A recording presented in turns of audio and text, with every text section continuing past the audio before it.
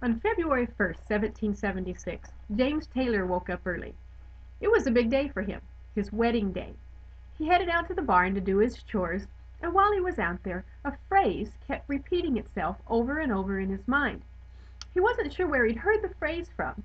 Maybe it was as a boy when he was a bell ringer in the village church. Maybe he'd heard it from his neighbors who'd gotten involved in the new religious movement. Or maybe it was from that time he'd stopped off at the fair to listen to that radical young preacher, John Wesley.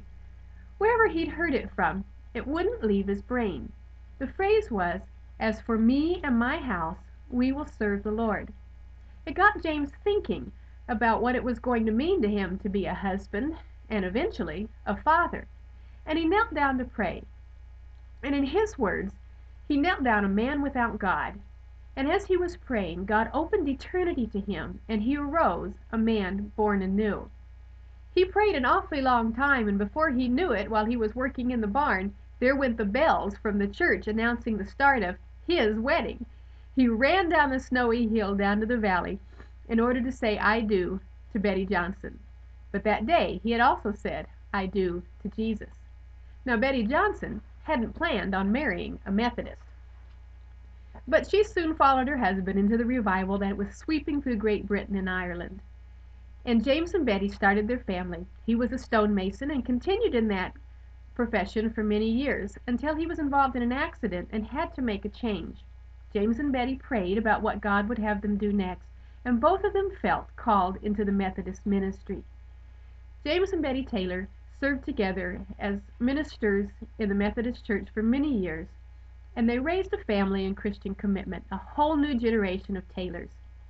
And then a few years later, in May of 1832, another young Taylor was born, and they named him after his great-grandpa, James Hudson Taylor, but they called him Little Hudson.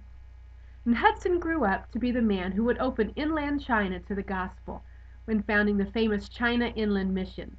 But we'll save his story for another day. Here's what I want you to get today on February 1st. But just like God called James and Betty Taylor to establish a generation who would serve God and raise children who would serve God, God called another couple in the Bible, Abraham and Sarah, and told them that he would establish in them a line that would influence generations to come. And the names in their ancestry were names like Isaac, Jacob, Moses, David, and Jesus.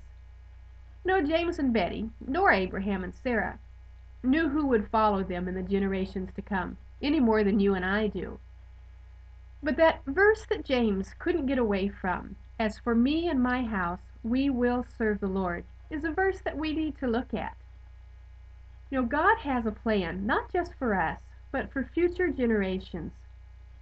And if today, on February 1st of 2010, you have a godly heritage that has been passed down to you, thank the Lord for it and continue it.